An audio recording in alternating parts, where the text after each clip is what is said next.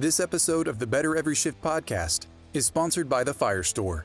Learn more about getting the gear you need at prices you can afford by visiting thefirestore.com.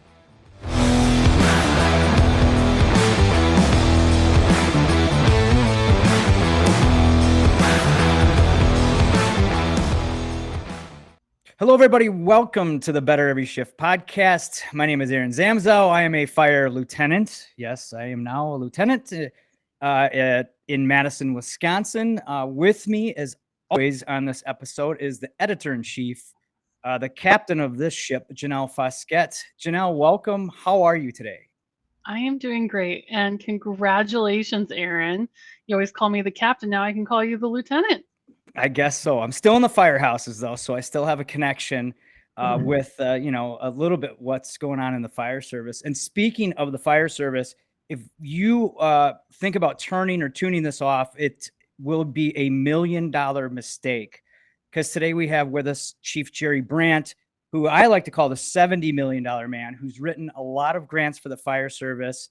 He's not only going to talk to us about those grants, but why they're so important to every single firefighter and why we all need to know more about it. Before we get into it, though, I want to welcome you, Chief. Thanks for being here. How are you? I'm doing great. How about you? Well, I'm kind of waited on bated breath to see how you have done this amazing work for all these years and raised all these funds for different departments and causes within the fire service. And first, I got to thank you for that, because I know, it's writers like yourself that paved the way for, other grants and other opportunities. And I was actually hired on one of a grant, and I don't know if you actually wrote it, but I'm sure people have used your templates throughout the years. Your relationship to the fire service goes way back, and you're a senior grant consultant and a grant writer for Lexipol's firegrantshelp.com, and also one of our very good columnists here at Fire Rescue One. But you also have 46 years of experience as a volunteer firefighter. You're a life member of the Hope Fire Company. You've served as chief for 15 years. You're an active member of the Patton Fire Company, and you serve there as assistant chief. And again, you've successfully written more than $70 million in grant applications and counting, as we probably found out this morning. Again, welcome to the show. Thanks for being here. I think the first question I want to get to you is, if you're a firefighter, maybe you don't write grants, why should you still listen to this? Why is this information so important just to every single member of the fire service? I think it's important for a couple of reasons. Number one, for them to find out what's available out there, how the grant mechanism works, what the process is.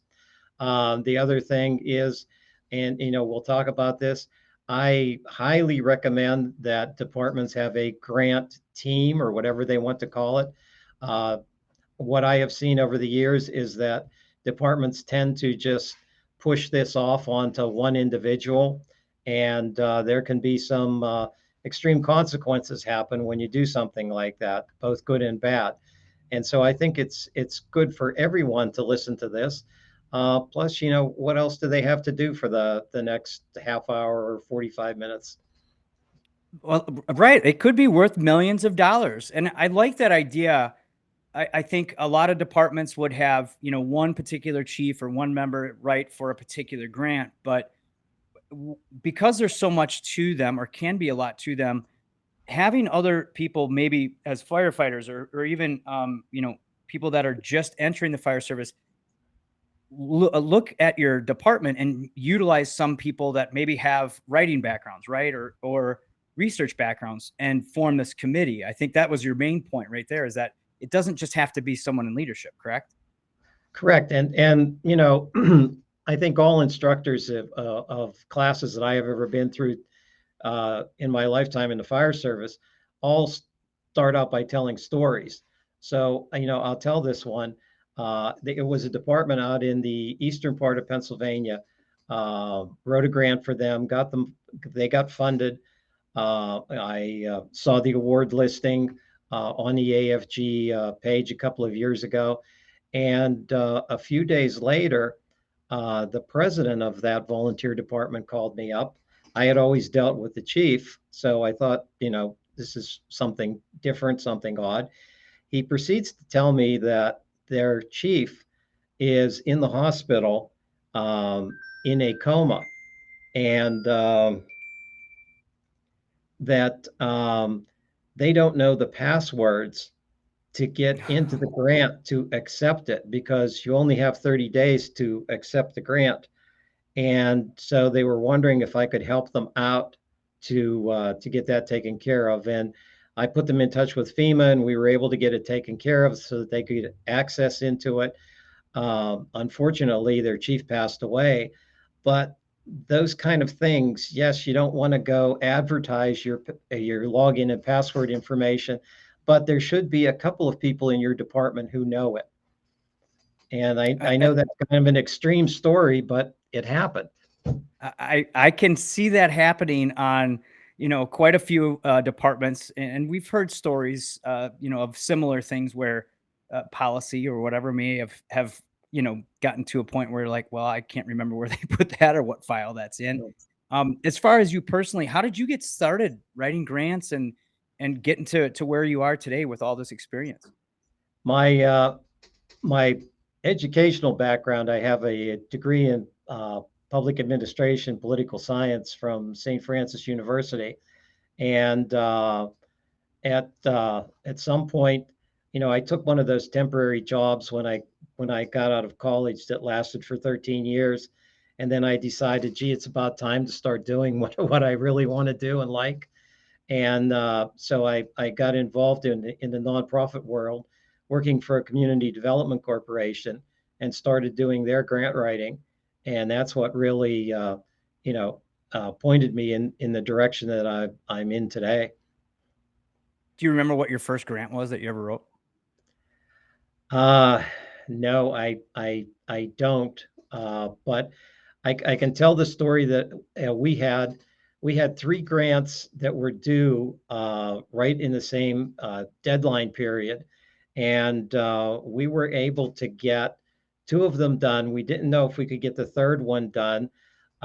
It was back in the days before you did things online, and so it was due at the Department, I think it was of Agriculture in Washington, D.C., in 2 days. And so what we did is I told my secretary, I said, see if you can find a Kinko's who is somewhere close to that address, and see if what they would charge us to print the thing. Because what we could do is we'll email it to them, they can print it, and if they deliver, they can deliver it for us. And we got all three of them written, all three of them funded. One of them was one of 8 in the country that got funded at that time. And so that's one of the things that sticks in my mind and probably will forever and ever. Did you ever have to write a grant on a typewriter? No, no. Okay. You had to think about it though, right? I had to think about it for a while. It was in the early, I started doing that in the early days of computers when you had this big thing sitting in front of you, but no, not on a typewriter. How has the grant process changed since you first started? Well, I mean, number one, just we were talking about paper applications. Almost no one does a paper application anymore. Everything is now submitted electronically. Number two, the amount of information that you can access. Back in the old days, it was, well, if you heard about something, you picked the phone up and you called somebody and talked to them about it. Now, almost all of the information about grants is out there somewhere on the internet that you can easily access it. And those are a couple of ways that come to mind that I can think of. So, Jerry, like right now, we are what, mid-September, late September. Where are we? Can you give us some context about where we are in the current grant process and what folks should be thinking about right now with respect to upcoming grants? Right now, the main grants that everyone looks at every year are the assistance to firefighters, AFG, and the staffing grants, the SAFER grants, and to some smaller extent, the fire prevention and safety grants, all of them that come through the Department of Homeland Security, FEMA. The award process has been going on for a couple of months now with those programs. It's winding down.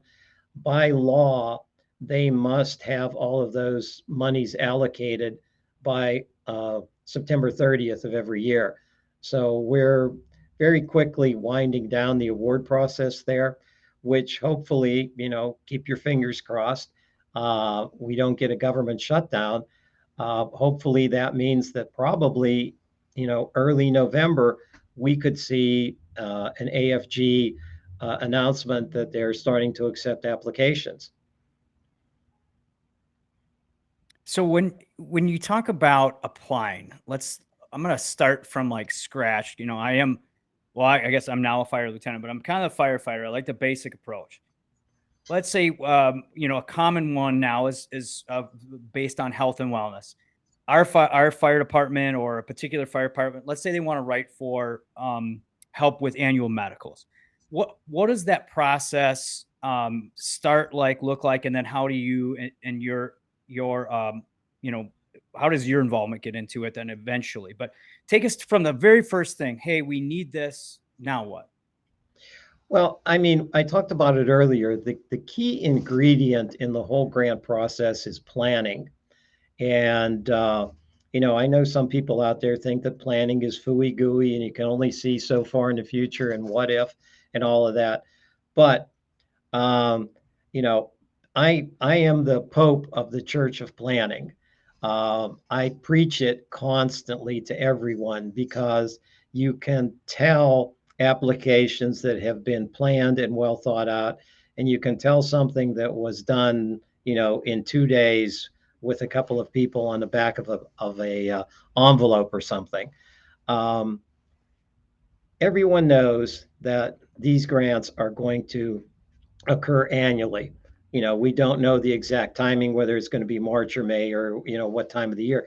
But we know at the beginning of every year that there's going to be an AFG grant, there's going to be a SAFER grant, there are going to be, Firehouse Subs grants, there are going to be all of these different types of grants. You should sit down and start planning. And, by that, I guess the easy thing to say here is all grants are really looking for the same thing. They may phrase the questions a little bit differently, but all of them basically want to know, who are you, where are you, what is your project? Why can't you finance the project on your own? What will change if you're funded? And how will you evaluate whether this was successful or not? Whether it's a federal grant, a state grant, a private foundation grant, they're basically all looking for that same information. So you could sit down at the beginning of the year and start to put together, a profile of, number one, your service area, and a profile of your department. If you're putting together a profile of your service area, you'd want to look at things like your population. And what's happening to it. Is it getting younger? Is it getting older? Is it moving from one part of your coverage area to another part of your coverage area? Look at things that affect your budget. Has your budget been going up, down? Is it because of things like the unemployment rate or the poverty rates in your area? What's your median household income? Once you get all of this information, you have it. And whether you're an old school person and you put it on paper and stick it in a binder, or you create a file on your computer, you now have a profile of your coverage area. And likewise, I know everybody hates to do those NFIRS reports, but if you look at it, you can garner so much information from them that can be so helpful. Because the last thing that you want to do on a grant is to be vague, to throw out, statements like, well, gee, we're poor, we don't have any money. Mm-hmm. Or we run a lot of calls, or, our staffing is short during the daytime. It's a lot better if you actually can give them good, solid data. Data drives good grants. Data drives competitive grants. If you can tell them that, you know, 65% of our calls occur between 8 a.m. and 5 p.m., that gets you a lot more information than saying, or that gets you a lot more consideration than just saying some vague statement like, we have a lot of calls during the day. Mm-hmm. And all of that, the nice thing about it is all of that information is out there at our fingertips. We just need to collect it and have it in one spot. And you can use that same information for your AFG grant, for state grants, for any other grants that you're going to, because as I said, everybody's going to be asking for that same type of information. So you've now got it, and the process doesn't become as onerous as it was before when you're sitting there pulling your hair out thinking, oh my goodness, how am I going to, how am I going to get this point across? Right. Yeah. Right. But And I just wanted to add real quick as a disciple of the Church of Planning that I very Bless you. much, yes, yes. That's why, when you listed off all the different things, all the data points that people might need, it might sound overwhelming at first when you think about them in one long list, but that's why the planning piece is so important because you can chip away at it over time. This is not something to do in an afternoon. Like, Right. this is something to do. And, right now with our timing being in September, this is perfect because coming up in November, that's giving people plenty of time. You've got over a month to start getting your ducks in a row, if not longer. But don't wait until the day of, or it's going to end up being vague. Right. And I go back to, what I said in the beginning about putting a team together. There's no reason that one person has to do this themselves. If depending on, what type of model your department has, whether you're a career combination or a volunteer department, you've got a treasurer or a business manager that can help you with the financial side of it. If you have an engineer in your department, they should be able to tell you all about the equipment. And whoever is inputting all of your runs into the system, bring them on board. And the other thing, as an old guy, I've got to say this is please make sure you have younger people sitting on this team because they are a part of your department, whether you can understand why they stare at their cell phone for hours and hours and hours, or you can't. They're the future of your department. And if you don't include them now, they're not going to feel included at some point down the road. Have them be a part of it, have them understand what's going on. And as I said, you put this team together and the team, takes little bites of all that work that has to be done. And then it doesn't seem like it's, some large thing staring you in the face that, how am I ever going to get this done? Well, the team, assign and get the information back and put it together, and you'll be really surprised how much easier the grant process goes for you. the other thing is you start to, like you said, you get buy-in from, various levels. And, obviously then as you're going through this process, you might identify other needs, going back to, the question about, so let's say physical assessment. So first you do your demographic and run data. And then from there, how do you take that to the next step to say, okay, whether it's assessments or SCBAs or staffing, what's that process look like? That's also data, but what are some of the things that you should be looking at there? You mean as far as like health and wellness? Well, yeah, let's take health and wellness for example. What are the data points that really can help set the table for the grant? You're saying, how do you establish needs? What are some of those data points and that we can use for that for this example? Well, I mean, I think that one of the big things that everybody talks about today is cancer prevention. If you're looking at new turnout gear, a washer and dryer, et cetera, anything along those lines, your new SCBA, the data that I would definitely include there is if you've got a high incidence of cancer uh, in your department, you should be able to, rather easily get that information and make it part of your application. That, I'm not just using pie in the sky numbers here. I'm saying that we've had X amount of people who have been in this situation. If you're looking along the health and wellness line, as far as maybe establishing a workout program or something like that, if you've got people that have, heart attacks, strokes, any of those type of health issues, that definitely needs to go in there.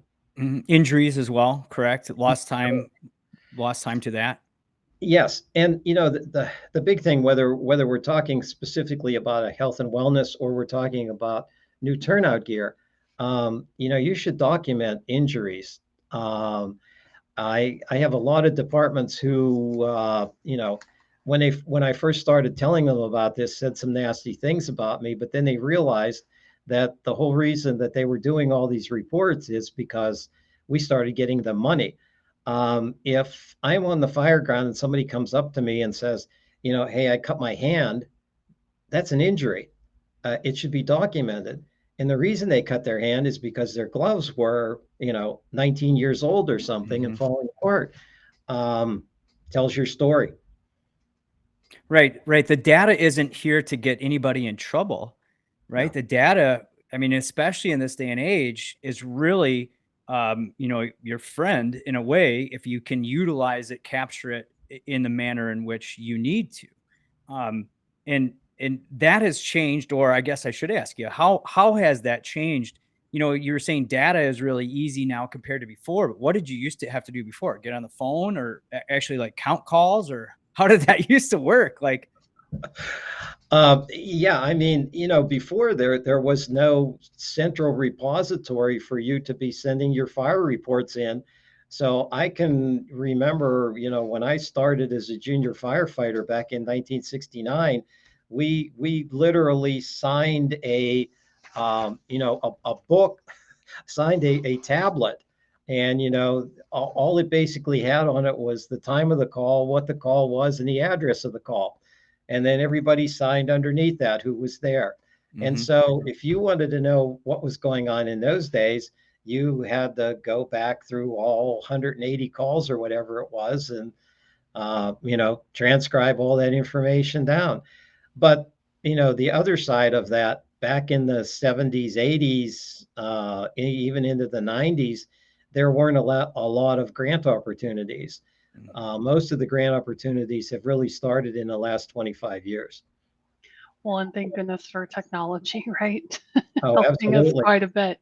Well, and just real quick on that note with data. So data is driving a lot of the decisions here, but there's also a storytelling element to it as well. So who needs a grant writer? Does everybody need a grant writer? Can you do it on your own? What's your thoughts on that? No, everybody doesn't need a grant writer. And people could say, well, you're putting yourself out of work. I always like to tell the what I call the T-shirt story, because I'm one of those people that, if somebody's standing in front of me in line, checking into the Holiday Inn or in line at the Giant Eagle supermarket or whatever, and they've got a shirt on that says, first due at the courthouse, or we fight what you fear, or any of those things. It's like, you know, hey, you volunteer. Yeah, where at? They start telling you, oh, how many calls you guys have? What do you have? What do you run? What, and what you're really doing in that exchange is you're telling them about you. Now, it really kind of gets me that people can't take that same T-shirt conversation and put it on a piece of paper when they're saying, please tell us about your community and your organization. You'll tell that stranger in the line at the Holiday Inn about it, but you freeze up when you've got to tell FEMA about it. Grants are not great literary works. There's no Pulitzer Prize award for writing the best grant. Uh, the funder basically wants to know, tell me about yourself. And sometimes the easiest factual story that you can tell them, hey, we need a new engine because the doors on our engine don't latch anymore. We had somebody fall out of it going to a call one night that we almost ran over. Great story. Why not tell it? Yeah, and I do want to ask one thing though. How does somebody keep up with all the changes and updates in all these, right? Because you'd mentioned that the last 20 years there've been a lot of grants, and you mentioned a couple when we started the show. But where do you go? Where would you say for someone to start just to research what grants are even out there? Well, they should read our columns. Exactly. Uh, Well, that's I'll get, yep. I'll That's get one that. answer. I'll get that advertisement. There's a foundation center that you can subscribe to. Yes, it costs a couple of bucks, but if you think it's too expensive and you still want to get access to it, maybe you and a couple of your neighboring departments could buy a subscription. There are, a lot of online publications that are out there. FEMA has listened to us over the last couple of years and have become more transparent and are actually looking for feedback from the people that use their grant application systems. So a lot of this information is online. The other thing is, if you hear that your department down the street 20 miles or something got $100,000 grant for turnout gear or something, go call the chief up. Hey, can I stop in? Can I talk to you about this? And it kind of leads me into one of my big no-nos that you don't do is, if that chief got funded for 100 grand for new turnout gear, don't say, hey chief, can I have your application so that I can take it back and copy it? No, ask that chief if I write a grant for that this year, could I send it over to you to look at and critique? That's the better thing to do. Don't copy someone else's work, because we're going to go back to that four-letter word. Their data isn't your data. So it's not going to work for you. What are some of the other mistakes you see, or your no-nos, like you said? Oh, don't lie on applications. Especially things. There are so many ways now for funders to, because of technology, for funders to um, get your correct information, or to get your information. For example, um, with AFG, you've got to put in your call volume. And unfortunately, over the years, we've run into departments that have inflated their call volume in order. They thought that, that was something they needed to do to get funding. And all that FEMA has to do is walk down the hallway and they can get your department's information, how many calls you had, how many structure fires you had. Everything is at their fingertips. Don't just absolutely don't do things like that. Um, don't try to make yourself too poor. I have seen departments do this. They drive me nuts. Your application at some point in the process hopefully gets read by a peer review panel that is 3 firefighters.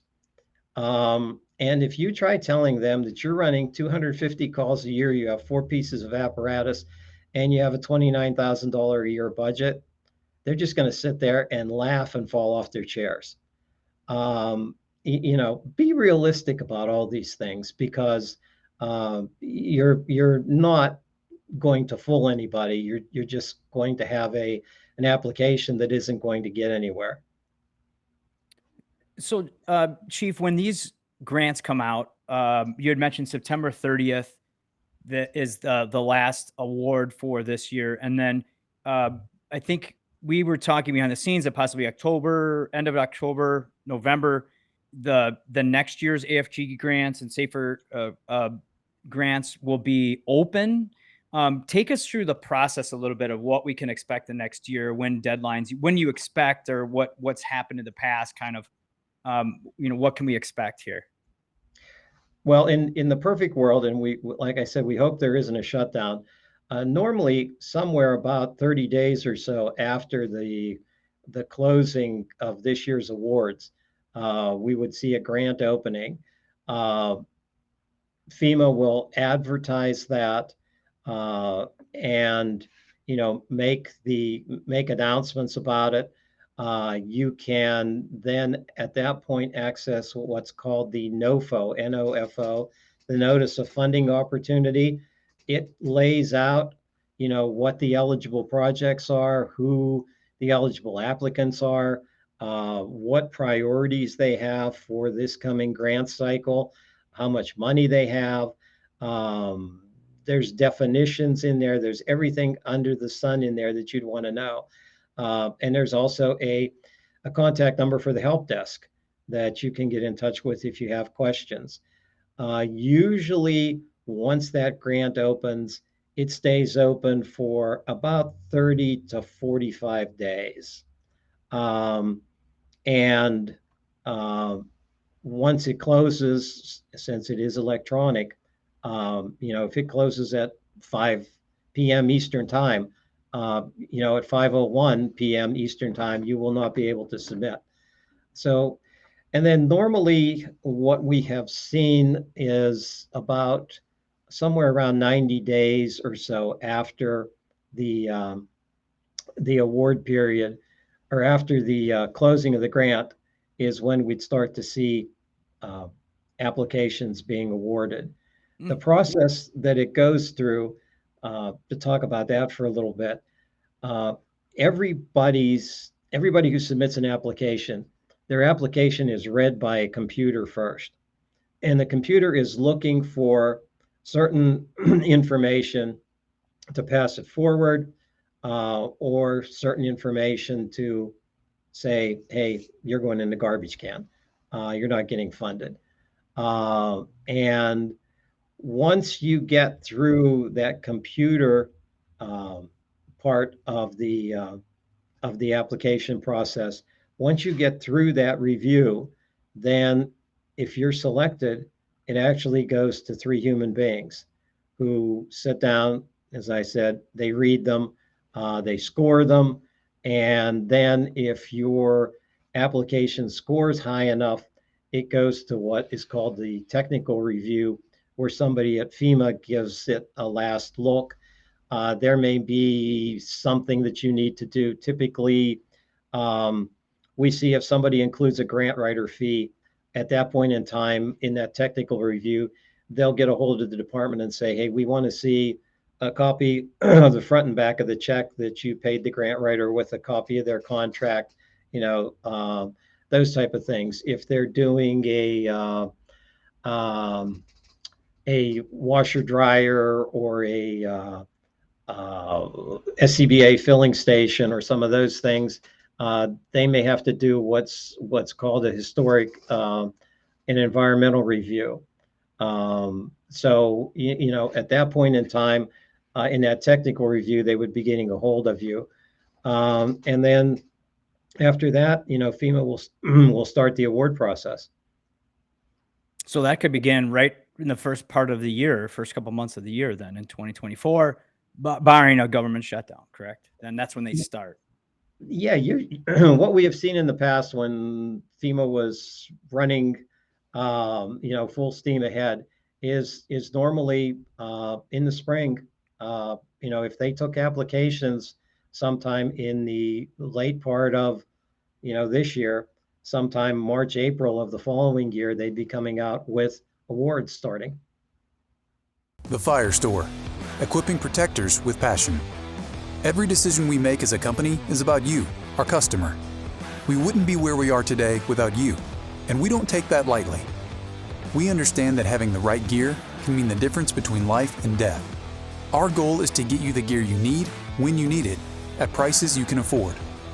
Visit us at thefirestore.com for everything but the truck, and shop our family of brands, including Streamlight, MSA, Lion, Fleer, and more. Now let's get back to the show.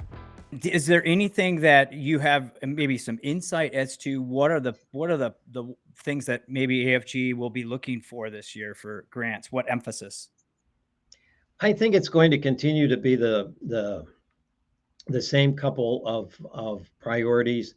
They're going to be looking at SCBA, turnout gear, and basic communications as their priorities. I don't think that that's going to change drastically, because there is such a need for those things on an ongoing basis by departments. Yeah, and as the equipment changes, gets out of date, technology changes, that'll continue to be. And we also know that we had mentioned some assessments and screens, and whether it's funded through AFG or not, we know that that's super important. We were talking off camera a little bit about, your experience just with some screens, and there are some funded programs that are helping with cancer screens, especially, and screens for possible heart issues. Right. You had some experience with a cancer screen and some success, I guess, in this case, correct? Yeah, actually, because I'm a fair-skinned person, I was going to see a dermatologist once a year, and it was October of the year. I had noticed on the top of my head kind of a little lump bump up there. And my biggest fear, because I live out in the middle of nowhere on 46 acres, is that I had a tick bite. And I'm always watching those things, because I know several people who have contracted Lyme disease. And so that was my biggest fear. I had a dermatologist appointment coming up in about 6 weeks, so I thought, well, we'll just wait and see. Went in, I'm getting checked, and the physician's assistant says to me, she says, "Is there anything you want me to, in particular, to take a look at?" And I said, "Yeah." I said, "Before you finish up," I said, "would you look at this on the top of my head?" And she has me sit down. She looks at it and she does one of these, And I said, "Is that a good or a bad?" And she said, "Well," she said, "let's get a sample and get it tested." And they took a test, and 7 days later, she called me up and she said, "I'm referring you," she said, "to somebody in Pittsburgh, because," she said, "you have melanoma." And it was like, okay, for several days, I was like in, I guess, denial of, is this really true? Could she be wrong? Could somebody have screwed something up? I feel great. I feel great. In the meantime, I had an appointment with my, with my family doctor, and I told him, and he looked at it and he said, "Well," he said, "my suggestion to you is," he said, "you're going to one of the best places in the country." He said, "Go there, listen to them, do what they want to do." And I said, "Doc, I don't feel sick." And he said, "That's good." Yeah. He said, "That's good." So I went down, and they did more tests, and they the interesting thing about it is I had a surgical oncologist and then also a medical oncologist. And when I went to meet the medical oncologist, it was now in the middle of January and cold, and I had a job shirt on. And as soon as he walked in, he turned around, looked at his nurse, and he said, "He's a firefighter. You see that?" And she said, "What?" And he said, "He's a firefighter. You see that?" He said, "You're a firefighter, aren't you?" And I said, "Yeah." And it's like, okay, I wonder why he's so interested, They had offered me the opportunity to do a clinical trial. My wife and I talked about it at length, and we decided no, we were going to just go the standard route. On February the 15th, they removed a 2-inch by 4-inch piece of my scalp. Oof. And they sent me home with this thing that looked like a big pancake on top of my head. 10 days later, they had me come back and they took a piece of skin off my left thigh and placed it on my head.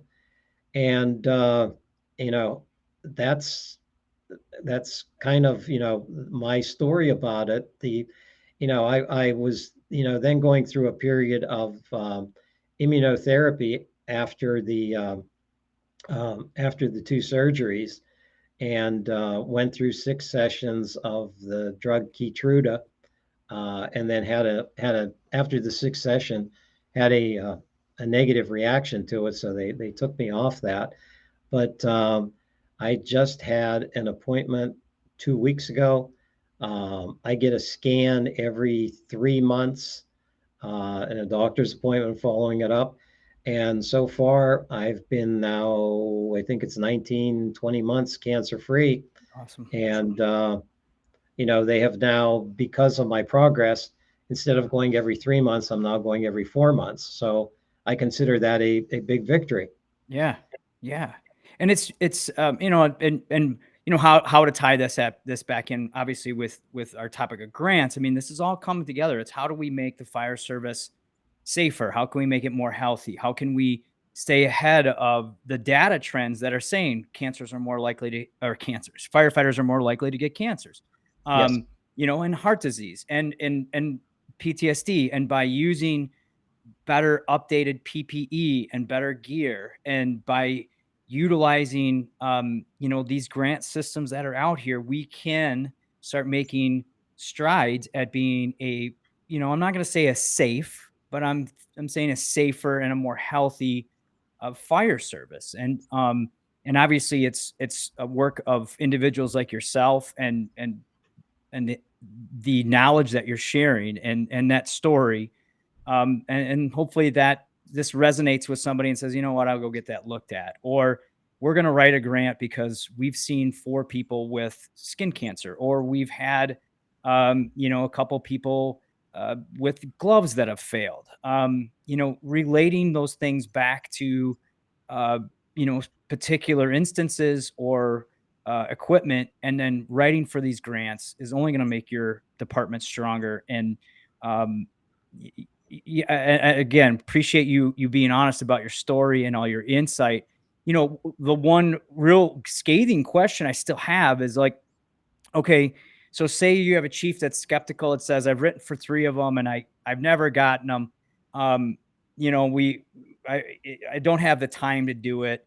You know, we don't really have a need for it. I mean, what would you tell that chief, or how can you, reframe that chief's mindset to open their eyes a little bit and look at the opportunities?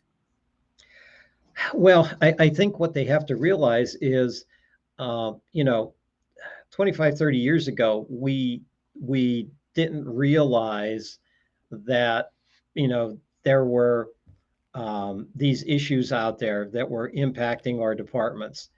Now we know it, and we also now know that there are ways to deal with it, to protect firefighters, to help firefighters. And I say to that chief, I realize that time is very valuable to everyone, but can you afford to not do it? Because by not doing it, you're placing the people in your department at a larger risk of all of these things that we're aware of and that we've been talking about. Um, we need very much to change the culture inside of our departments. The idea that if you walk by my gear on the rack and it's got 4 tons of soot on it, that I'm some macho firefighter of some type. We need to completely change that whole image. And there's nothing wrong with the person that washes their gear. It's we need we're bogged down in the fire service by this thing called tradition. It's great, but it's also one of the things that, quote, is killing us. Mm-hmm. So, Yeah. And ego. Yeah. Yes. Oh, very much. Yep. Again, thanks for all the insight, but we're not done with you yet. We still have a couple of things that we like to do. We like to throw our guests, I shouldn't say throw. We like to put you up on what we call the hot seat, ask you some more personal, more, questions on the lighter side to get a little bit better idea of just, some of the things you've experienced. These questions come from, I always say Janelle's mom, but they're also coming from some of our members that email us at bettereveryshift at firerescue1.com. So with that, Janelle has some good ones for you. Are you ready for this, Chief? Absolutely. He doesn't seem too worried, Janelle. All right, we've been talking about money. So I want to know, do you have a splurge that's like your go-to splurge item? It could be when you want to take a break, or something that is just you're willing to drop some coin because you really like, maybe it's a Good hobby or wine. something, and Good wine. Good wine. Nice. Good Ah. wine. Yeah. What's I like a it. good wine for you? Oh, and anything red that's semi-sweet, I'll give it a try. Okay. All Very right. nice. Little fine That's a wine good one. guy. Excellent. Okay. Janelle's liking that one here. Thank you. Yeah. She's getting thirsty. This is I always ask these questions in two parts, so I'll try to keep it. What's the craziest grant application you remember working on? Oh, not the crate. I never actually worked on it because I didn't know. I had a chief call me, and it's a pretty interesting idea. But he said, "Is there anybody out there who would fund me?" He said to have pods, PODS, those containers, and just have one or two vehicles who could hook up to them. And this would be the rescue pod, and this would be the fire pod, and this would be the high angle pod. And I scratched around for about 3 or 4 days and got back to him and said, I think you got a fantastic idea, but the problem is that most of the funding agencies that are out there live in these boxes, and you're not outside that box. You're miles outside of that box. I said, I'd really love to hear if you ever do this. I never heard back from him, so we never got to write it. But I don't know if I'd call it a crazy idea or way ahead of his time. Yeah. Right. So really he would put them on the back of a flatbed or a fitted truck and just change the back end out based on what the need of the call was. Right. Yep. Oh. Boy, he could be on something there. That's Yeah, very creative. Who Yeah, needs apparatus when you've got pods, right? Well, he was going to have one engine and then a bunch of pods with a flatbed. Yeah. A squad pod. We just came up with a squad pod right there. Yeah. If Pierce or someone is listening, we'll take a little bit of that as you develop it, right? Just a small cut. Yeah, a couple percent. That's couple all. percent. You can reach us at bettereveryshift at firerescue1.com. All right, Chief. I'm curious if you have any pet peeves you're willing to share with us. You mentioned earlier the pet peeve of people not being able to just describe their department, right? When it comes to FEMA, but what about other pet peeves outside the grant writing world? Meetings. Nice. There are so many meetings out there that, well, I shouldn't say meetings that accomplish nothing other than to schedule another meeting at the end of it. Just drives me nuts. Yep. I second that. Yeah, wasting time, right? Yes. Yeah. And I, a lot of the people that we have on the show, it's all about getting better. And I think that's one of the things is utilizing your time efficiently. Another theme is getting out of your comfort zone. So as I set the table for that, Chief, what are some things that you're doing to work on yourself to be better grant writer, better chief, better, a better person? Trying to budget my time better. especially to allow some more time for myself. I don't, in my opinion, I don't spend enough time on myself, either just getting out of here and going for a nice long walk, or, sitting down and reading a book. Um, I'm like a lot of people that, we all get hundreds and hundreds of emails every day, and I'll save this one because I think I'm going to read that. And then I'll save the next one, and I'll save this one. And then I look back and I've got, all these saved emails, and it's like, I'm never going to get a chance. Well, I'm trying now to allocate more time to doing those things that at first I thought, gee, I want to read that. So I better make the time to read it. Dedicating to time efficiency. It goes back to why you don't like meetings so much, I bet, right? Probably. Like there's a correlation there. Well, thanks so much, Chief, for all your insight. By the way, one of the best places to go to read a lot of your materials is firegrantshelp.com, and which is Lexipol's Fire Grant Services, Fire Rescue One. Janelle will leave some links to some of your articles in there. For all of those that are listening to this, you can actually watch this podcast on our Fire Rescue One YouTube channel.